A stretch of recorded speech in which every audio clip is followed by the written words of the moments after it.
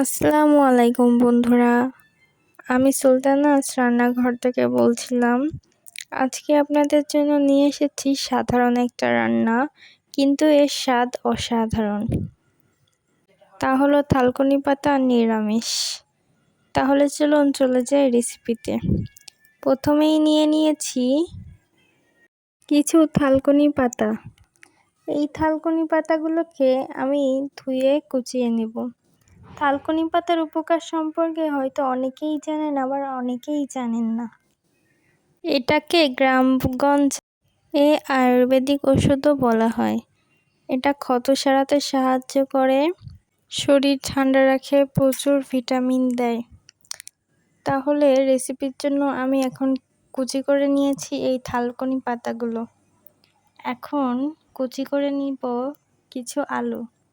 এই আলুগুলো আপনারা ঠিক আমার মতো এরকম সাইজ করে কেটে নেবেন। এখন আমি একটি প্যান নিয়ে নিয়েছি। এখন এই প্যানের মধ্যে আমি এক এক করে থালকুনি পাতা দিয়ে দিব। তারপর দিয়ে দিব কুচি করে কেটে রাখা আলুগুলো। আলু দিলে এই নিরামিষের স্বাদটা দ্বিগুণ হয়ে যায়, তাই আপনারা অবশ্যই আলু ব্যবহার করবেন। তারপর দিয়ে দিব পেঁয়াজ কুচি। তারপর দিয়ে দিব রসুন কুচি। তারপর এর মধ্যে দিয়ে দিব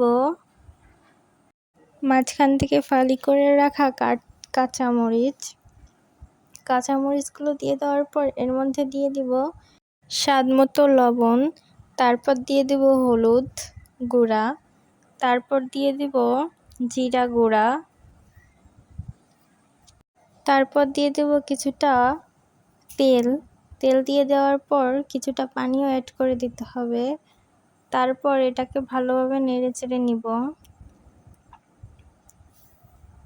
এটা বাচ্চাদের জন্য খুবই উপকারী খাদ্য, আবার বড়রাও এটা খেতে পারে। এখন এটাকে আমি ঢেকে চুলায় নিয়ে যাব। এখন আমি মিডিয়াম হিটে এটাকে কুক করে নিব। এখন আমি মাঝে মধ্যে একটু নেড়েচেড়ে দিব। দেখুন, আপনারাও ঠিক মাঝে মধ্যে 5 মিনিট পর পর এসে এইভাবে নেড়েচেড়ে দিবেন।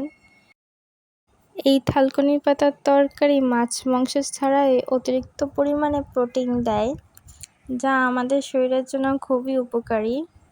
চুল এবং ত্বক ভালো রাখে, ডায়াবেটিস নিয়ন্ত্রণে সাহায্য করে। দেখুন, আমি এখন 5 মিনিট পর পর এটাকে নেড়েচেড়ে দিচ্ছি। আপনারাও আমার মতো এভাবে নেড়েচেড়ে দিবেন। এর আরও উপকারিতার মধ্যে অন্যতম হলো এটি পেট ঠান্ডা রাখে, আবার স্মৃতিশক্তি বাড়াতেও সাহায্য করে।